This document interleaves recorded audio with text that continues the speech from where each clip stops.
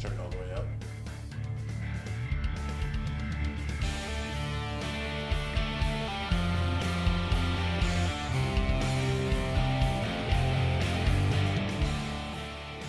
Christopher Hardy.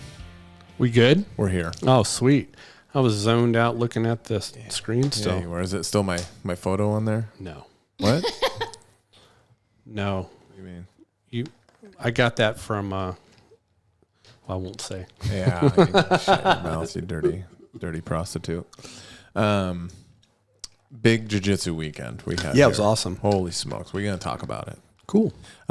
Before we get into the nitty-gritty of who's number one and Polaris, and today's basically like a recap a little bit. So if you missed it, you can know what to go back and watch. So you don't got to watch 7 hours of jiu-jitsu. Or if you just want to hear us BS about it. But before that, we do have a question that came in. Okay. Livy, Okay. I'm good. hit us. Okay. So what should someone do if they just got off of Trulicity and their blood sugar is spiking up to 260, their morning glucose is 110? They don't want to end up on insulin, and they are female, late 60s. First of all, You want me to take this one? yeah, you can if you want. I'm thirsty. You've been here long enough. I think you probably could do a pretty damn good job. What do we know anymore? Like hemoglobin A1C? Oh, that's a good question. I think it might have been Because if morning glucose is maybe like a 5.7. yeah, if morning glucose is 110, I mean you're at least pre-diabetic, which is arbitrary. It's still on the way of damaging a bunch of organs. Diabetes is just arbitrary, where you have a fasting blood sugar of 126, and that's the cutoff line. It doesn't mean you are fine at 125 and all of a sudden at 126 you're bad. That's going down the wrong road for many years. Person obviously has glucose intolerance, some insulin resistance. First line, and came off of Trulicity. Yeah, they've been off Trulicity for about 3 weeks now. How was that doing? They said that they were able to keep their glucose in a normal range. Well, the problem, and I'm just speculating, but the problem when I hear something like this, I'm probably dealing with a person that hasn't done the other lifestyle changes. Mm-hmm. It is using medications to manage their diabetes, which if you do that, it's only a matter of time before you're going to end up on insulin, because the orals will only do, the oral hypoglycemics and the variety of medications are only going to do so much. You can't overcome the lack of dietary control. And I would also argue that person, if they're not strength training or doing some type of higher intensity work, they need to right away. It's a non-negotiable. I think right now it's pretty much just walks. Is the Walking's fine, but workout. yeah. But the dietary stuff has got to be, going more of the low carb thing. Would you say potentially even, not saying 100%, but a heavy carnivore style? Yeah, you can certainly. It's basically low carb. I mean, well, yeah, nutrient density though, but you don't have to go full carnivore to do this. Yeah. You could do, animal-based protein's the best. It's the most nutrient dense bioavailable. It's hugely important, but just do more of like a fiber, fat, protein thing, and stay away from bread, pasta, rice. Correct. Delicious. Any sugar, cookies, all that kind of stuff that is basically just pure sugar. Because if you're having readings in the 200s, that is very poor glycemic control, and your pancreas is working overtime. I'd be really interested to see what the fasting insulin looks like. Mm-hmm. I would bet it's high because the pancreas is working overtime. It can only do that for so long before it needs support with insulin from the outside. And when a type 2 starts getting on insulin, they're circling the drain metabolically. In other words, they already probably have chronic kidney disease, starting to have retinopathy in the eyes. You can start to have neuropathies in the hands and feet. It damages all your internal organs. It's kind of what we talked about last episode, where it's just really going down a bad road. Absolutely. And it's probably been there for a long time. I mean, like I said, I see people, they'll be edging into pre-diabetes and it'd take 10 years, some people. And then all of a sudden they're like, oh, I'm diabetic now. How did that, and it's like, that's been happening. Right. Is the fasting insulin the one where it's like a range from like 4 to 24? Yeah. I think their number was 22. Yeah. That's not good. Okay. So Carrie would then one of her patients would sit someone down, like, look, and explain to them what's happening. The pancreas is starting to pump out more. It's trying to do its best to take care of that glucose that's being imported into the system through diet. And it doesn't have anywhere to go. And you're already insulin resistant in your tissues to the signaling of insulin. So your pancreas is trying to pump out more and more. It can only do that for so long. And then you start to have beta cell failure, and you start to that's when a type 2 starts needing insulin. And it's only a matter of time before we start having just drastically increased risks of, foot, toe amputations, chronic kidney disease where people can end up on dialysis, cardiovascular disease, stroke, and it's ripe for that environment is ripe for cancers. It's cancers, and not all, but many cancers switch over to almost an exclusive glucose metabolism. It's very interesting. And matter of fact, with some cancers, one of the things people try to do is get on a ketogenic diet, almost to starve some of these cancers because they rely very heavily on glucose. But my point is, when you have a ton of glucose and inflammation, it's just ripe. It's like perfect gardening to grow cancers, right? If you're predisposed. I mean, it's not just that, but it sets the environment to where, if you're trying to grow some vegetables, you have the right soil, the right water, the right light. It's all perfectly set up to grow. Cancer loves the garden that you've made. That's right. And that's why with diabetics, the increased risk of cancers, heart disease, stroke, chronic kidney disease, so neuropathies are just across the board. So this is time in that person, a hardcore intervention, not like messing around anymore. Like, okay, I've got it. The dietary stuff is where it's at. And you can actually probably pretty close to put this in remission and not be diabetic anymore. Of course, but that's like being an alcoholic, and that you can't go back. You can't, you have to stay on the straight and narrow with that stuff. Okay. And then, so they are trying to use berberine as well to control it, but it doesn't seem like that's having much of an impact. That's my point. Berberine works very similarly to metformin. And so, all these things should be a little help. They shouldn't be like, oh, I'm doing this. So here we go. Because you're basically, I hate to use the term, but you're pissing in the wind. So basically, you're trying to put out a forest fire with a garden hose. You got to stop the fuel. Yeah. And the fuel is that glucose you're importing into your body through starch, and things like that. Sugars, all that stuff. Yeah. That's where the bread. So just doing that's why I'm saying the medication management, and, berberine and metformin are both very good. It's just that they're not enough. They're just an assistance to help while you're doing your lifestyle intervention, because that's the core of it. But people want just a medication.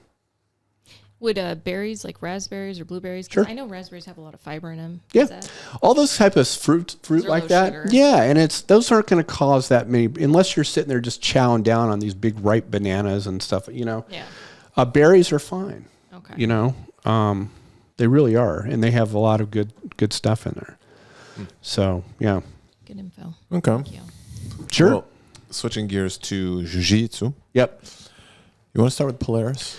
Yeah. So I actually taught class on, as you probably know, on Saturday, and I was cleaning up, so we didn't get home in time to watch the beginning of it. Yeah. But I did get to watch the very first rounds of the, starting with Fabrizio Andre and Owen Livesey. Yeah. What an event, huh? It was amazing. It's ran well. It's broadcasted well on UFC Fight Pass. It was great. It's not on Flow. And I loved it. Carrie and I watched. I mean, I tell you, well, it was basically the Fabricio Andre and the Kaynan Duarte show. Yeah. Honestly, I mean, when Fabricio knocked out Giancarlo, Yeah. I mean, Let's go through it. Like Fabricio Andre he was the smallest guy there, by far. and this was the absolutes, by the way. 145 pounds, 155, something like No, that. he's a little heavy. He came in a little heavier. Oh, because he usually does the 66 kilo. Yeah, but he came in because this was absolute. I think he came in a little heavier than usual. Probably, but yeah. still, he was Yeah. still by far the smallest person there. Yeah, he was going against the 88 kilo champ, Gion or Bodoni, and then Owen Livesey is a 99 kilo. Who is this beast judo guy? Holy cow, right? Gorilla. But you look at the wrestling that Fabricio had. So a little bit behind. So we'll start with the first match, which was Fabricio Andre against Owen Livesey. Yep. Cool setup because Fabricio is actually quite good at stand-up, judo, and wrestling. Yes, he is. Extremely dynamic player. Owen Livesey is the British judo champion. So he has extremely high pedigree judo. And we saw him foot sweep Nicky Rod. We saw him go toe-to-toe with Nicky Rod on stand-up. He basically throws anybody and everybody. So going a little bit to what you saw in that match. Well, first of all, the balance of Fabricio is preposterous. Yeah. I couldn't believe what he was getting out of and basically shutting down some of that and how fast he is. Yes. Because Owen got into a couple different Uchimatas. He did. And Fabricio countered. And this is someone that's significantly bigger than he is, too. The guy's legs like tree trunks. Yeah. So he's physical specimen. Oh my gosh! And so, I mean, Carrie and I were like, what? You know, we got all excited because he was doing so awesome. Yeah. I was just super impressed. Well, not his composure, his cardio's through the roof.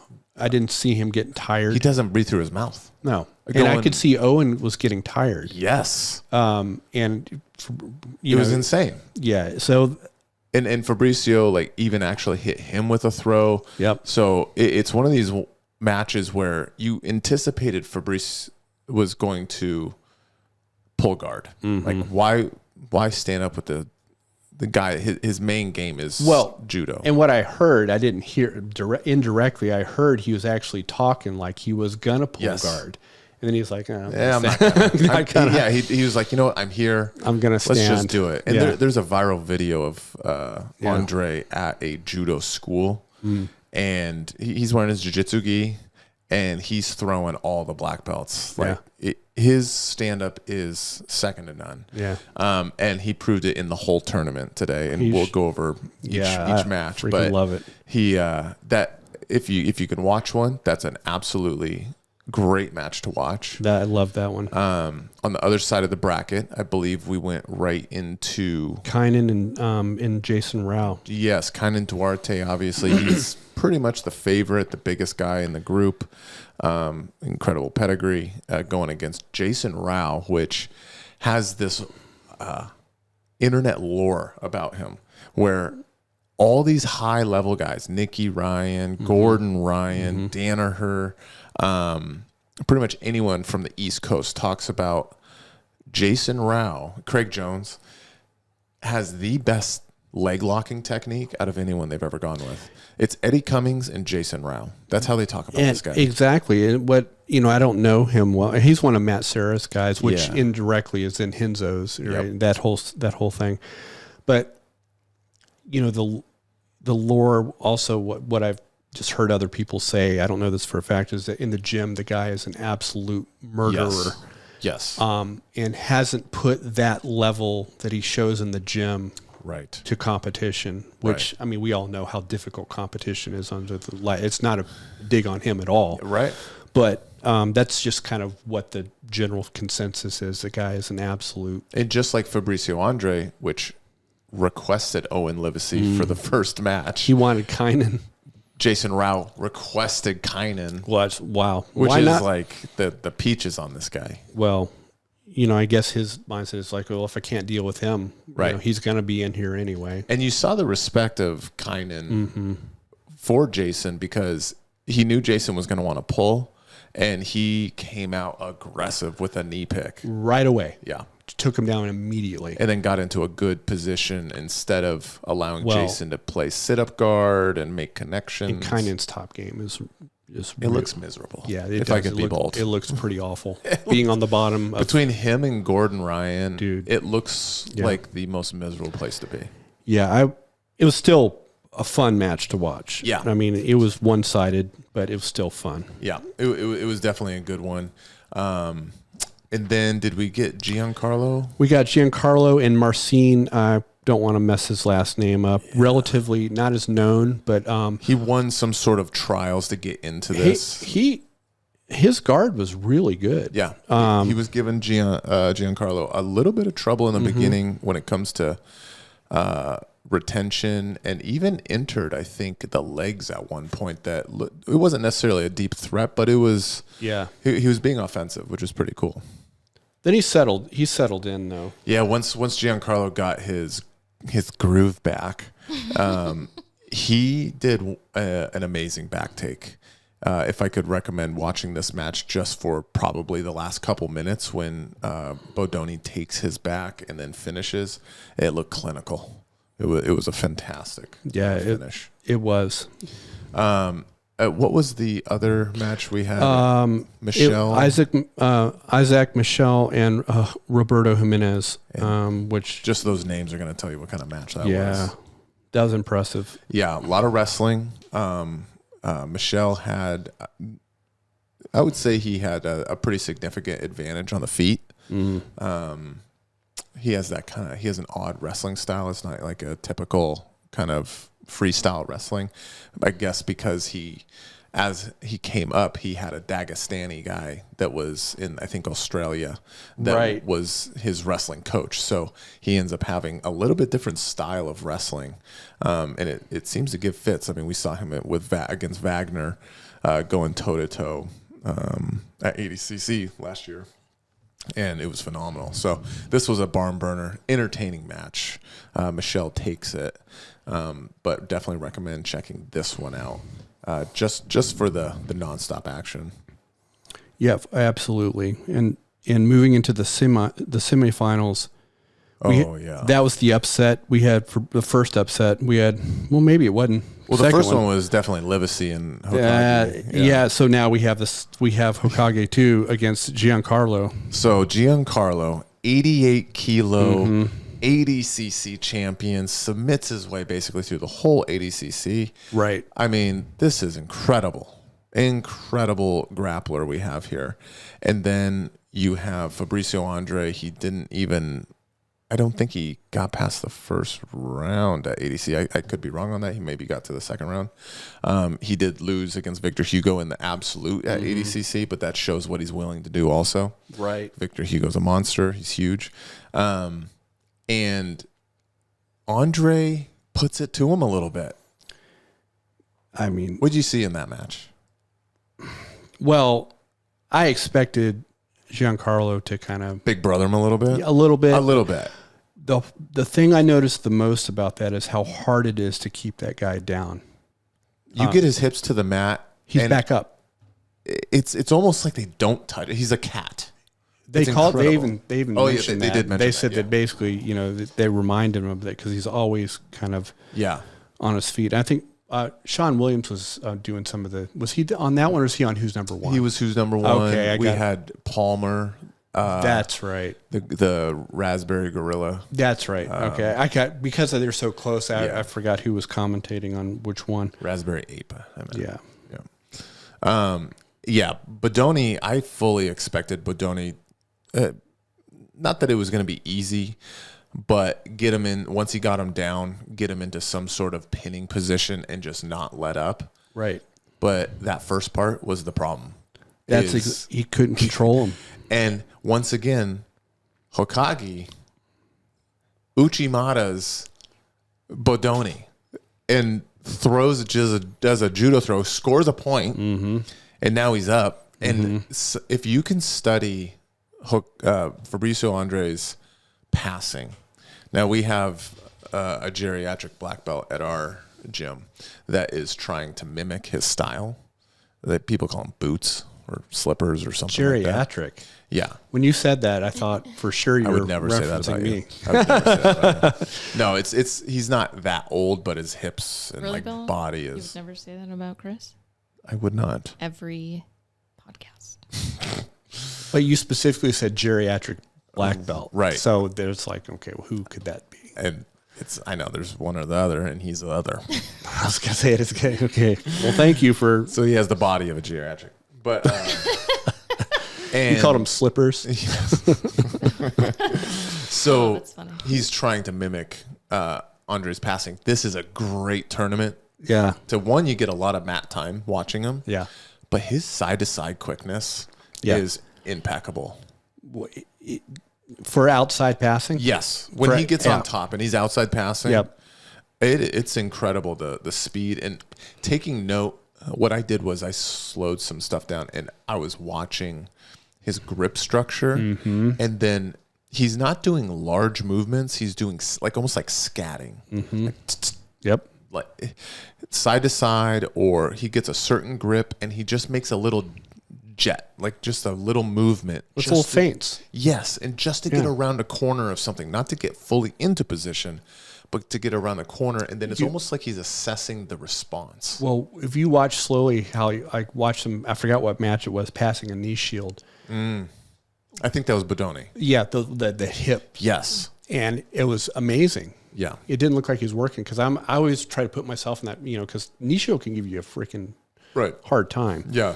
But So a it- good knee shield player can be extremely difficult to deal with. And so that was, which Giancarlo is. Yeah. And so it looked like it was awesome. Yeah. I was, so Carrie and I definitely, we were on the Fabricio Yeah, at this train at point- that point. We were like, all right. And the broadcast said there's so many text messages coming in on social media. They're like, that, yeah. we just want Fabrizio to win. And it was cool to see once he won, he was very emotional. You could see that that was a big deal. He had just recently switched teams.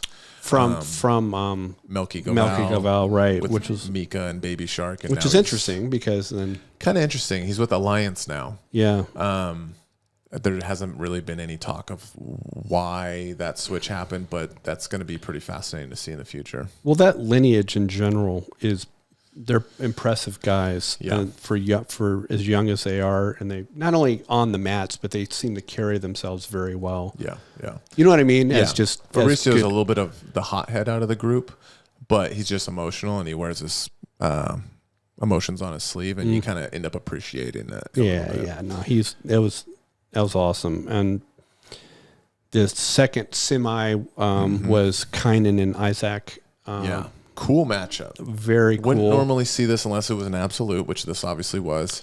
But then you could see Isaac was having having trouble with that his top game again. Yeah, it turned into one of these things where Isaac typically is more dominant when it comes to the wrestling, and even once he's on top, he does quite well. And it's almost like Craig. Craig is so good until he runs against someone that's bigger, stronger, and technically equivalent at minimum. Sure. And kind of, as we saw at ADCC, kind of Duarte really kind of put it to Craig in a smushy sense. Right. Didn't submit him, but once he pinned him, that was all that was going to happen. And Well, it was then that was the famous multiple 9 penalties. 9 penalties, right? Fortunately, Kynan scored 11 points. So I it didn't- know that was that. We're like, okay, guys. And then Craig comes out and says, well, really, he thinks it's a travesty that he didn't get more penalties, Yeah, that was hilarious which is pretty funny. in classic Craig fashion. Leading up to the finals with the smallest guy Yes, and then against Kynan, the biggest guy. which was still an awesome match. And you think because you see Kynan, what he did to Isaac Michelle, what he did to Rao, you're like, oh, poor Hokage. He's just going to get destroyed. No. Nope. He did get submitted, but it was a match. It sure was. It was an entertaining match. And once again, Fabricio Andre, Uchimata's Kynan Duarte, which was insane. with some of the most intense hamstring flexibility I think I've ever seen. It was nuts. He basically, now if people don't know what a Uchimata is, imagine if in this sense, if Chris has an underhook on my right armpit here, and then I have an overhook, or maybe you would call it a whizzer. And then Kainen's trying to wrestle him. He's trying to grab around his body. And Uchimata is really good when someone tries to go around to your back a little too early. They call it chasing the hips. And if you get your hip planted in someone, you got that overhook. But what was amazing is he did the classic. He did a really good job of hopping on that leg and didn't give up on that and got that leg up high. Didn't give up. And what you see with someone with good hamstring flexibility and good balance. That's right. Is Fabricio has his left foot planted. His head is almost touching his own knee. That was nuts. Full extension on his toes, and he's hopping in a circle to his left. With a big dude on him. With, 230 or something? Something like that. He's bodied up. He's jacked. Yeah. So now, Fabricio might have the same size pipes as Kainen. Oh, he's got genetically some monster biceps, huh? Yeah, definitely. He's built like an action figure, like one of those G.I. Joes. Who is saying, which one of the other grapplers was saying that, he was like pound for pound. He thinks he was like I think it was Bodoni. Because he had trained with him for the Modolfo. That's right. It was Bodoni saying how strong he is. Yeah, he's pound for pound, literally one of the top, strongest guys. Yeah.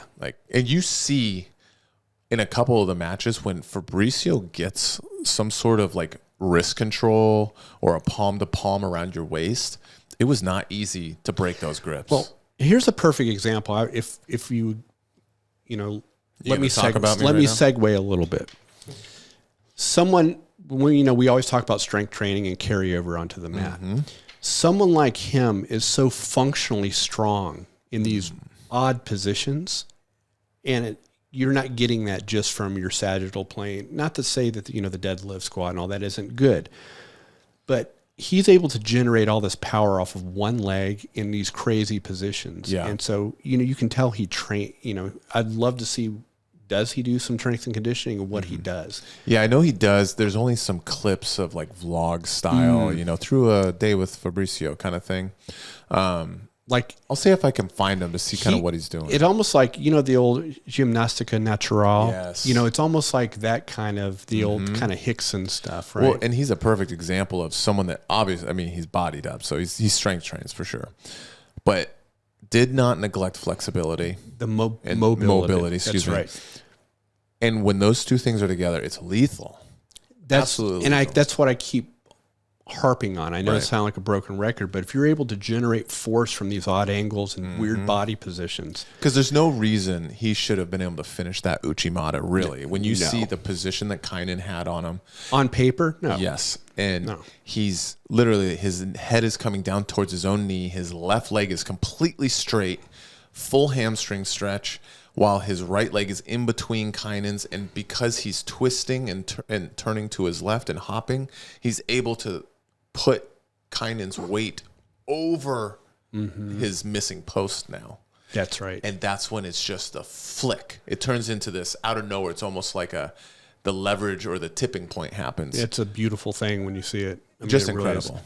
Really so to me, he I think he stole the show. For sure. I know he lost the final, but he does end up getting his back taken in one of these scrambles, and then you see Kainen say, "I don't want to let this guy up." No. Once he had his back, he put him in a body triangle that looked like death.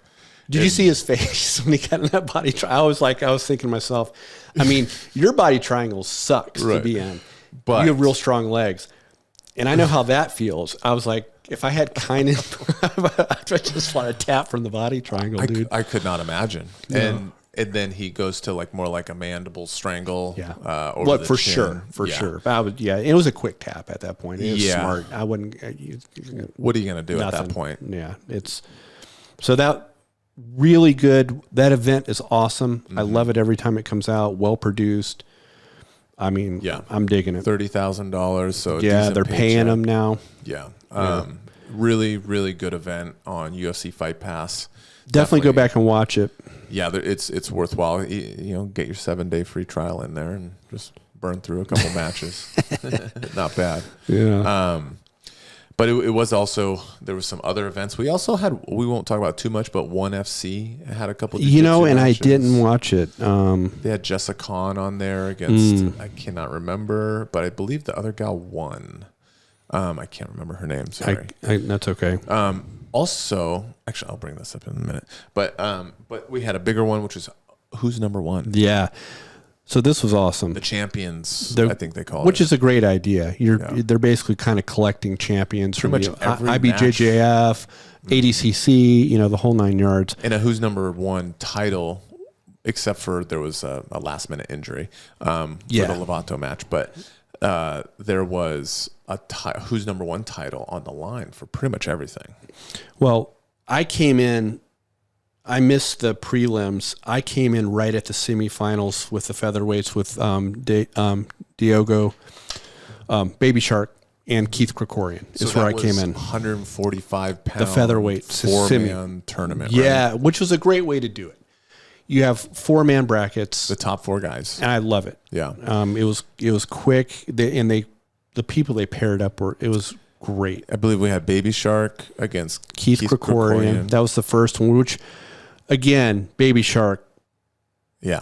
Here's another one of these Melky Galval guys.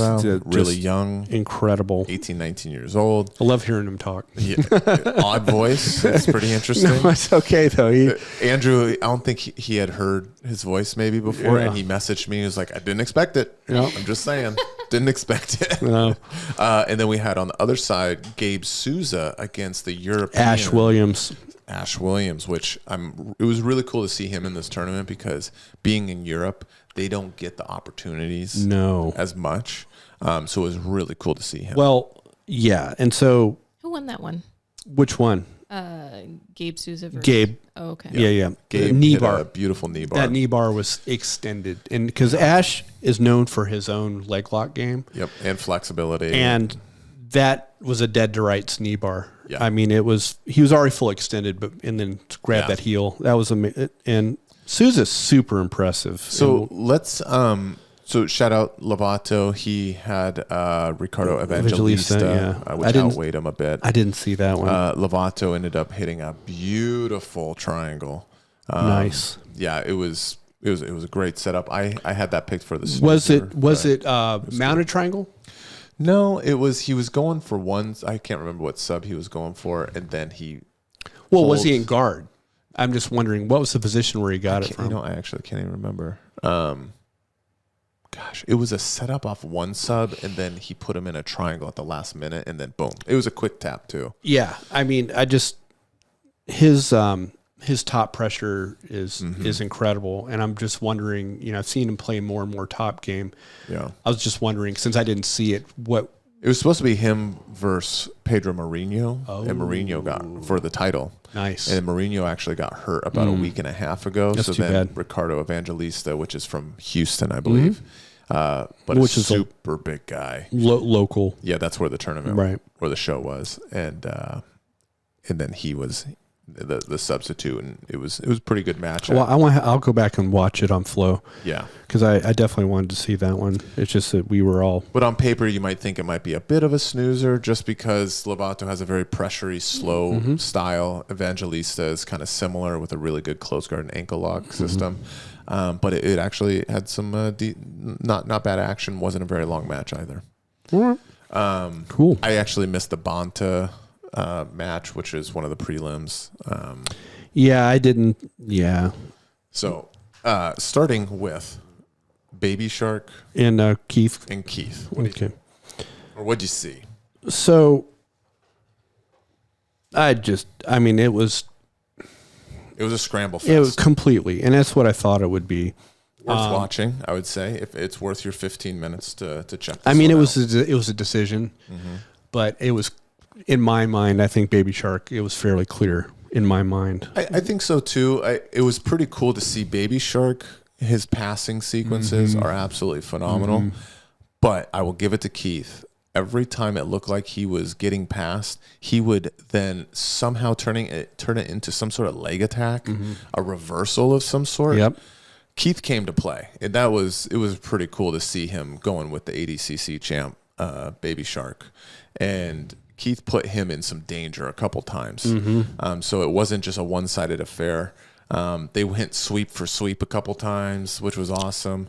Definitely worth the 15 minutes to check this one out. Yeah, that was the first one I caught. Yeah, and then we went into the... We already talked about the Ash and the Gabriel. Yeah, which was a pretty short one. Fun to watch, exciting. Quick little knee bar in there. If I remember right, Ash Williams was throwing up some omoplatus, which is cool to see in no-gi. You know, it's a good, almost like an off balance for sure, or something to like get someone off the straight line. Yeah, that sagittal plane, like in passing, to get someone a little twisted up. In no-gi, it's not easy to finish, but it's really good. That's my point. Yeah, it's not as easy to finish, but for sure it will make them move. Yeah. So that was definitely a good one to watch.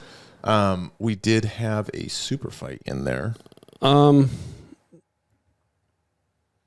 you talking about the Elizabeth Clay Brianna? We did have that. We had a Elizabeth Clay against Brianna St. Marie for the title. And shout out to Elizabeth Clay.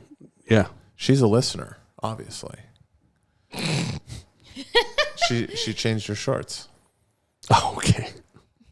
I didn't know where you were going with that. I got a text message about that. Did you? Yeah, it's cool that Elizabeth Clay's a listener of the Grappling With because she changed her shorts up. I'm sure it was completely all due to the podcast. Of course, because we talked about it before. So shout out Miss Clay.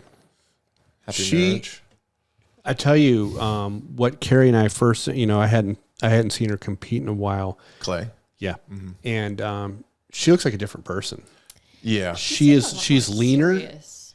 No, I don't mean, but the way she's not that she was ever just, but she was really known for her leg lock entries and stuff like that. And she was playing a very diverse game. Yeah, the top game seemed much better. Yeah. From what I remember with her game, she's very offensive, a lot of submissions.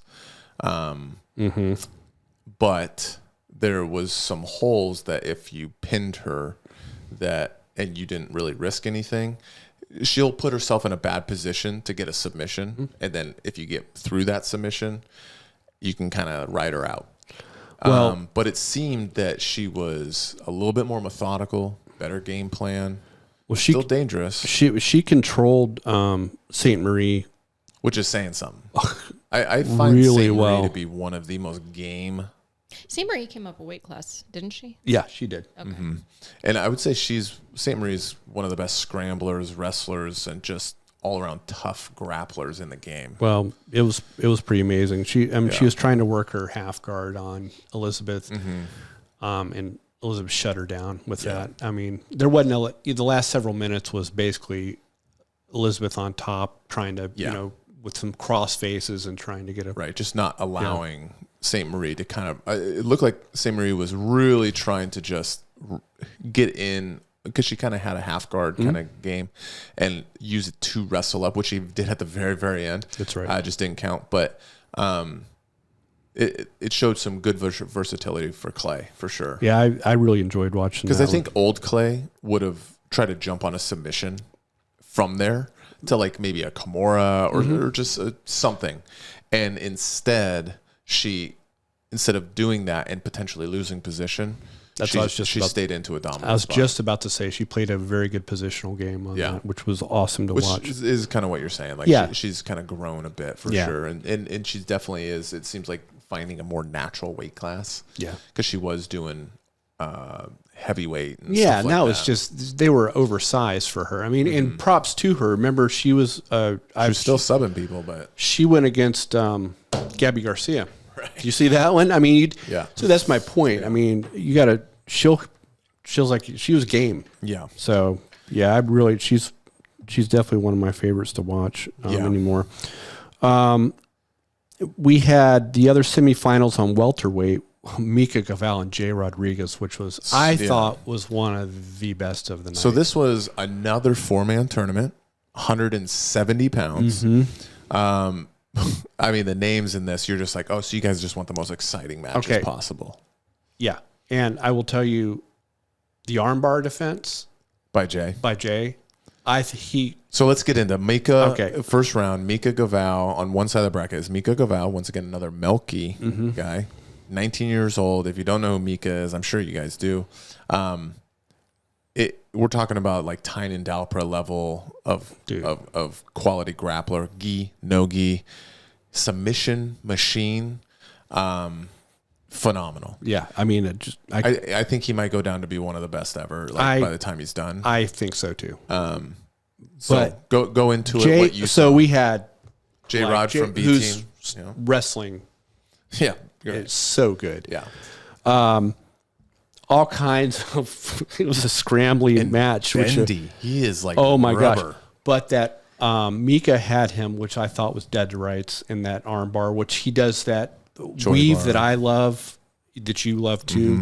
The weave, is that what it is? A choi bar? Yeah, he where goes you for a weave choi the bar. weave the foot underneath. You know what I'm saying? Yep. He goes over the far head, foot, over and the then- head, and back behind the neck, and then Yeah. Oh, okay. So first he starts with the choi bar entry, and then But he switched. Jay then starts doing what's called a reverse hitchhiker escape, which is where the shoulder that is being attacked, if you will, the arm that's being attacked. Let's say it's the right shoulder. Yeah.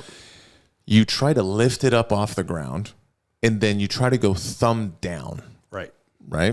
And became first time this was really seen on the main stage was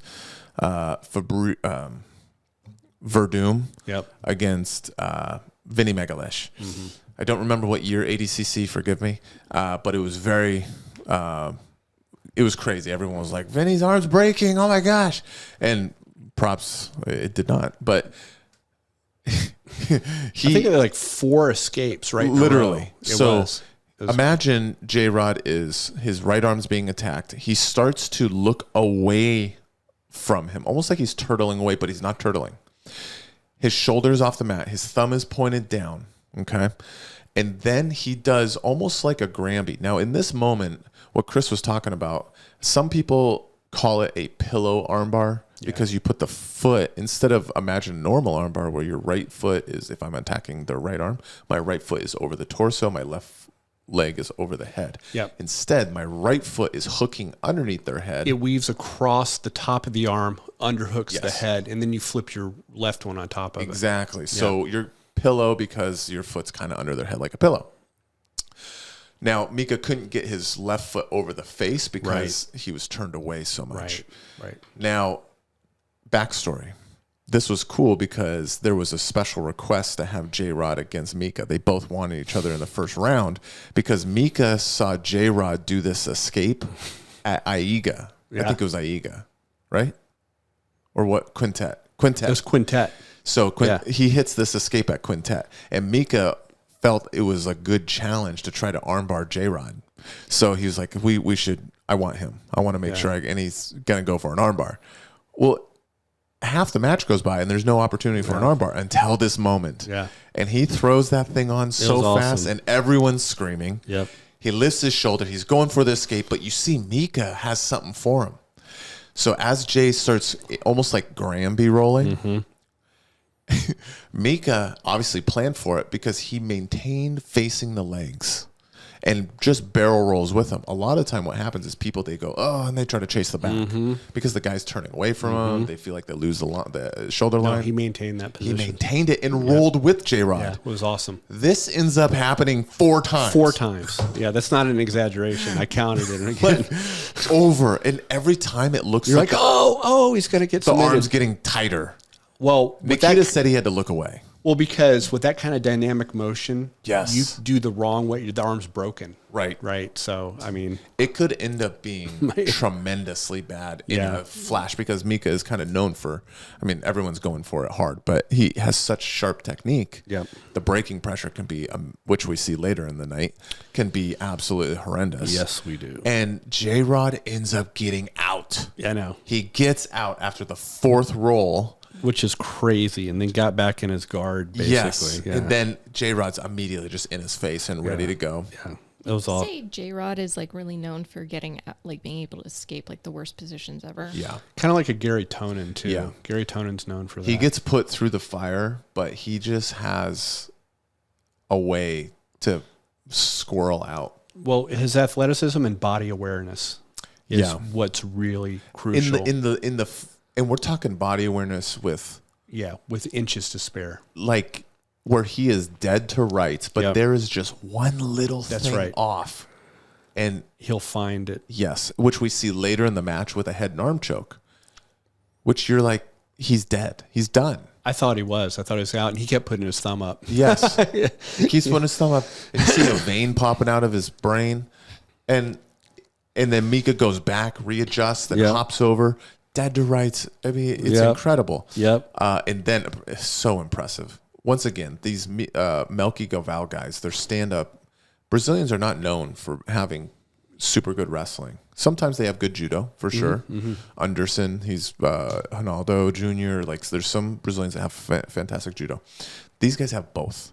And you see J-Rod, good wrestler, good jiu-jitsu wrestler especially, tie up with Mika towards the end. And Mika lap drops him like with almost like a Sasai foot sweep and just like lands on Jay's head at the very end. It was incredible. Well, we'll talk about the suplex later on too. Yes, which it kind of goes into that because once again, J-Rod's kind of like Fabricio, where to keep that guy down, it can be hard. Yeah. Go into that. So Mika takes him down. With a fantastic takedown. J-Rod starts squirreling around, starts going for almost like a single, and then Mika switches to like a front head kind of position. Yeah, but then he goes up higher on his torso or lower on his torso. Yeah, talk about that. What that switch that he made. Yeah, so he went from kind of a front headlock control, and then came up a little since his head was down. He came up a little on his torso to get more because Jay leverage. was kind of like he was hugging the hips behind the knees, like he kind of wanted to run the pipe or not run the pipe, but finish a double almost. And then Mika dropped in close, almost like scooting in. You know how you kind of scoot underneath for a butterfly sweep. Mm-hmm. He kind of dropped in close. So he's doing like a gut wrench. And then suplexed him over his back. Dude, it beautiful. Looked full WWE. But at no time during that was I worried about anybody's neck. Right.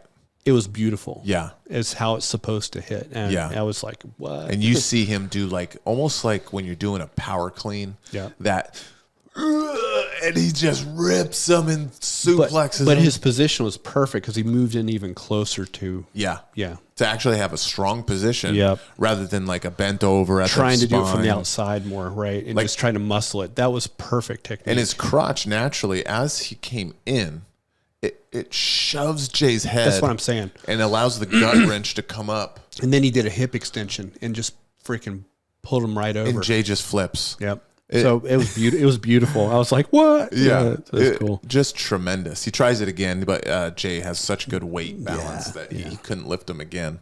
It was just a fantastic match. Yeah, match of the night. I mean, it was up there for me. Yeah, because of the technical stuff that was going on.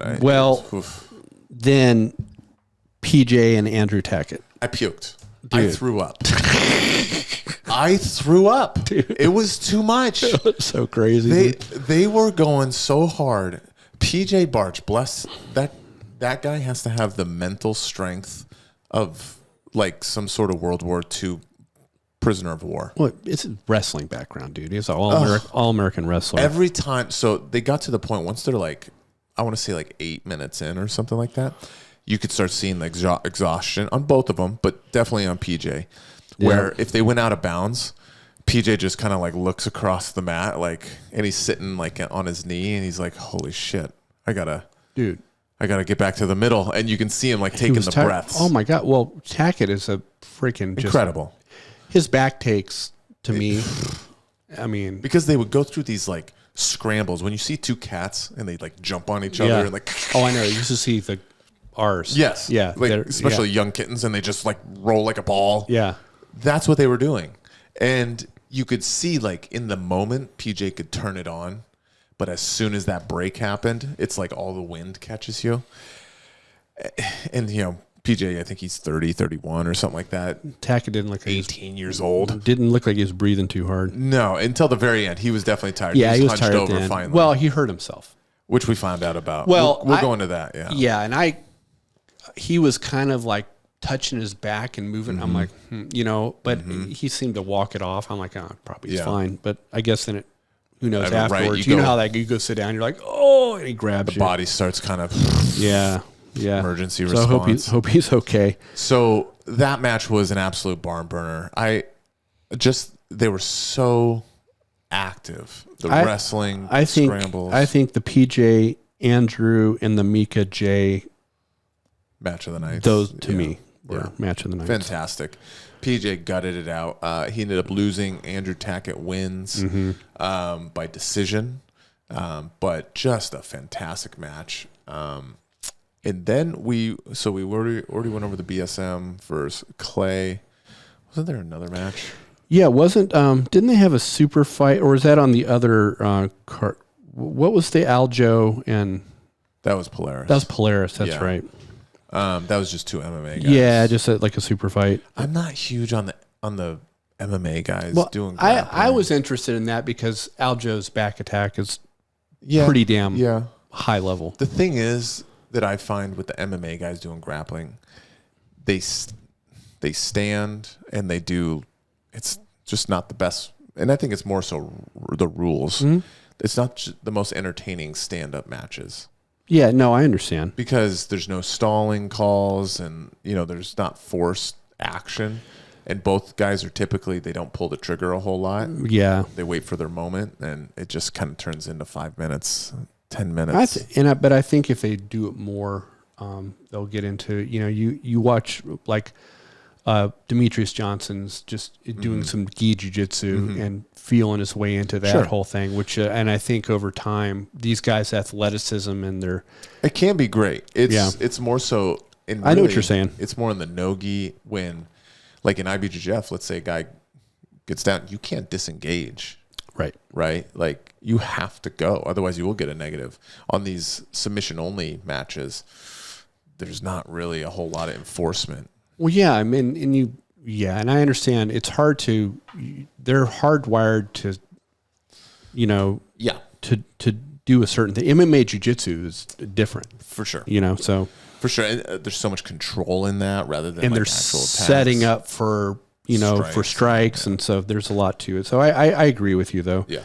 It's cool to see them, but then at the same time, it's like, I don't always enjoy their matches. Yeah. And it's like, I'd rather see another two just super high level, jiu-jitsu guys. Then we had for the featherweight championship, Baby Shark and Gabriel Souza. Wow, which was awesome. And this is probably, I know we're having 14 of match of the nights, but this was a fun one to watch. Gabe Souza is, oh my gosh, he's right there. But the passing of Baby Shark. Yeah, so Baby Shark ends up winning this one by decision, but it was so good. It was good. It was a close one too, I thought. Yeah, Gabe put him in some bad spots. Baby Shark didn't just run through him by any means. No, but he did pass a couple times and was threatening the back, and he got into a couple dominant positions. So it wasn't a controversial decision by any means. He definitely won. He threatened Baby Shark with an arm bar too, if I remember right. Yes, there was, I think, 2 quality attacks. The one that you're thinking of was definitely the biggest attack of the whole match. Yeah, that's what I remember between the two. And then there was one leg entanglement that was actually fairly tight, almost like he was trying to get another knee bar again. Yeah, and then he kind of went into like more of like a heel hook position. Baby Shark, his ability to their leg defense, once again, traditionally Brazilians kind of lack in that. The guys that are actually still in Brazil training, not them. No, not them. And I know Mika got heel hooked by Cade in the finals, but that was in my opinion, that was more like a flash mistake. Odd position and Cade with an assassin. Come on. It doesn't, I don't think, speak negative to you have such a slim margin for any kind of error. Yeah. At that level. Then we did have because Andrew had to pull out because of an injury. I think a rib injury. Yeah. which is Was it his rib or his back? I think it was rib, but that makes sense because He potentially was kind of it's like kind of holding his flank. maybe I saw. the back of the rib was feeling For a sure. certain way. Quadratus lumborum. We were talking about that earlier today. Yeah. It attaches to that rib. There's a good chance that it was just maybe displaced or something. He just felt Like- it had to have been bad because Dude, he's up. that guy's so tough. Yeah, he is. So he actually pulled out, and they gave PJ Barch. Which he came in. Which I couldn't believe. props to him, dude. I was like, how's this guy going to do anything for the next week? Because he was so dead after Yeah. the first Well, match. and props to him for getting out there and doing it. Then that freaking flying armbar. dude. Yeah, talk about it. So Just amazing. I think PJ almost got knocked out too. See, we were trying to figure out. Is did the he head clash? It looked like maybe he hit his head on the ground. No, we rewound it. Right. They It turns out got Mika hit. was whizzering. yeah. PJ was going for a deep takedown, almost off the edge. And as Mika actually, he kind of, I think, got knee tapped. That's right. And all of his body weight was coming down. Mika's head was coming down, and PJ was driving in, and he just clashes him right on the temple. Right in the temple, and he had that delayed response too. Yeah. where like That's why it was kind of weird. It was like, is his knee hurt? Because he kind of looked at his knee, but then he was stumbling. And No, you're immediately like, he put oh, it. He was wow. like, "Wait, hold on a second." Yeah, he yeah. wasn't right. And Yeah. then, hey, that alone That could take your is game right oh there. my gosh, dude, getting hit enough to wobble you. Because he was noticeably, he was definitely rocked in some Well, sort the of nervous system at that point is like, dude, I don't know what you're Yeah. doing, but stop. And You know? Mika is notorious for flying submissions. Yeah, that was amazing armbar. So basically, and it's a short match. So Yeah, it was short. You can watch this I think one. it was like less than a minute. Maybe something like that. Yeah. So PJ digs for an underhook in the standing position. And then he does more of like the wrestling style underhook where when he goes for an underhook, he's going to grab the shoulder of the underhook, the side that he has, instead of going maybe deep or something Right. like that, which has its own vulnerabilities. But this grip where you're grabbing the trap kind of shoulder of the same side that you're underhooking has its own vulnerabilities, which we just saw. And that's Mika feels that. And Mika's done this multiple times where he then traps it almost like a mirror lock, if you will. Orlando Sanchez was Sean Strickland. That was a popular video where you see Orlando throw this little cheeky arm lock on Strickland, and then Strickland like punches him in the face. Very similar, but with instead of trying to just do a flash break or damage, he locks it with this kind of, what would you say this motion is? Like a Yeah. You basically he's flexing his elbow and then pulling his elbow to his lat. really activating the lat really and locking that underhook in place. And then he just, I would be so scared to do this because I feel like I'd paralyze myself. He's landing on his like shoulders and neck. Well, he's inverting completely. Yes. Jumping into that position. It's crazy. So he basically, But it's that same foot position, wasn't it? Yes. Yeah. It ended up being. Yeah. So what he does is he has this overhook where he's locking PJ's underhook, and then it's almost like he's gonna jump up, and then he's going to throw his right leg because he has the left arm overhooked. He's gonna throw his left leg all the way up to PJ's far side armpit, allowing his head to drop at PJ's feet. Right. This allows his hips to be open in the angle where he can bring his leg then over PJ's head. That's right. But PJ had a great response. He went with it, rolls. This is the interesting that I found. Mika then has to go to that pillow armbar kind of thing. right. We call it a cigar cutter typically. Yeah, that's what I call it, cigar Yeah. cutter. Or Olivia Armbar. She likes to get that namesake. So now his right foot then once again comes underneath PJ's head. Left foot comes over the face neck area. But what's interesting is his left arm. It's almost like he's grabbing the far side of his belly.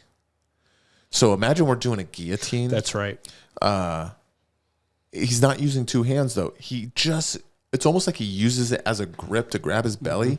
And then as he starts hipping in, it's breaking over his own forearm.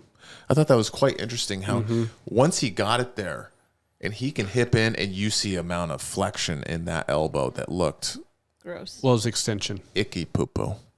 Yeah, the elbow is extended. Yeah, like, I mean, is that considered a dislocation? Yeah, I don't know. so full on straight is called extension. Hyperextension is when you go the wrong way. And it was getting hyper. Yeah, like there was a moment. It was starting to go like, okay, we're testing some ligaments at this right point. at the tap. It was definitely bent backwards. Not to the point like what you saw with like Rousey's arm bars where it was like kinked. Obviously. But it was like a piece of wood getting bent. Yeah. Horrific and awesome all at the same time. It was very cool. Yeah. Flash and then PJ, he was a good sport about it. And dude, he agreed to do that thing, man. That was awesome because I know he was hurting. I mean, he had to bend after that first one. Yeah. I mean, that guy is awesome. So Mika ends up winning the, I don't know if that's welterweight. Okay, welterweight, 170-pound, who's number one title. Yeah, they're using like UFC kind of weight classes. Okay, yeah. So it's the 170. Interesting. And does that bring us into Gordon and Patrick Audio? Yeah. Ryan against Patrick Gaudio. Yeah. What do you think of this? Be honest. Gordon handled him. Yeah. And he he brought out the box, the chest with the thing. He picked submission. Which was funny because he just released a video. Of course. That was our thing. So we have a little group. You know about this. Well, I know you guys were talking crap about it. And I was trying to talk crap on Saturday. You were trying to talk crap. We weren't talking crap. Yeah. You were talking crap. Yeah. You ridiculed our belt. For someone that wanted in our group, ridiculing our title belt was inappropriate. That's, what they always say. What? You know what the Charlie Chaplin quote is, right? I wasn't alive when he was, but go for it. I wasn't either, but I read a book or two. You saw him when you were 25. Dude, it's like the 1920s, dude. I don't know what it is before my time, but he had a great quote. He's like, I would never want to be part of a group that would have me as a member. That just makes you want it more now. That's funny. Yeah, I love it. It's like, no, if you actually were considering me, I don't want any part of it. We're called the Finer Things Club. That's what we're called. And that's quite a crew you have, by the way. It is. And we might do a little pod with us five on here. And, now, that'd be hilarious, like a fight companion type of ripoff. So pretty much what this group is, I will not name names for now, it's the Fofoka group. We love jiu-jitsu gossip. We are little sorry for the term, housewives in a sewing circle that it's like all the like BS and like frivolous crap that's going on in the jiu-jitsu world. Yeah, the stuff that I don't like. Yes. Yeah. We have a text thread and we love it. And we just talk about it. Yeah. And then one of them has a Brazilian wife that can translate a lot of the like Brazilian drama. So we get all the deets on that stuff. And would that be Slippers? Is Slippers part of this group? Slippers is part of this group. You would have to be. Yeah. Yeah. Yeah. And so we Did do. you just think of that name, Chris, like earlier in the podcast? Or have you been calling him Slippers? No, Carrie started it. Oh, really? I just called it. I just said it today. No, I know, but Carrie started that like a month or two ago. Oh, I love it. Because we saw Joe Coy, the comedian, and he has this whole thing about Hawaiians and slippers, Hawaiians and Filipinos. We just talked about that. That's so weird. Joe Coy is actually Filipino, but yeah, racist. They're talking about slippers. Yeah, they call them slippers. Yeah, that's so so Carrie was calling him. She goes, I'm not gonna call him boots. I'm gonna call him slipper. That's so random. Yeah. I didn't know that, and I just said it today. Yeah, I must have. That's like telekinesis. I'm married to a genius. Yeah, and you're looking at one. What? He always says telekinesis. That's not the real. You don't know. So yeah, that's it's our gossip group. Yeah. Okay, that's our gossip group. But we make bets on every big event. and we put a couple shekels down, and then we also have a nice title belt, which I might bring tonight because it's changing hands. Who won? I'm the 3-time winner, Who won? and then I just lost. Oh, How many points did you lose by? I got third. ooh. Gosh, Bill. I lost by I think 1 point for second, and then I gotta know who's gonna take the title let me look real quick because I can't remember which. because I'm sure there's gonna be no shit talking about that. Oh, it's the worst person it could have been. So this, Is it so a he Russian sends bot? he sends the Michael Jordan meme once he figures out who wins of him like laughing. So looking at did Slippers win? it was Slippers, Yeah. No. and he was real happy about it. Oh, he gets very happy. He likes to watch other people's demise Yeah. in general. Yeah. So, Yeah, he's the guy that with you will wrist lock a white belt. yeah. Yeah, has He is no my remorse kin, for sure. No remorse. So he definitely. So I actually picked. So what we do is we pick if it's a tournament. We pick. You get a certain amount of points if you pick both finalists, and then you get another like bonus point if you pick how they win, or it's like a couple points or something, and then we tally it up. So we do worlds, pans, all that, and then sometimes we do who's number one. And I picked Gordon Ryan by armbar. Did you I really? did.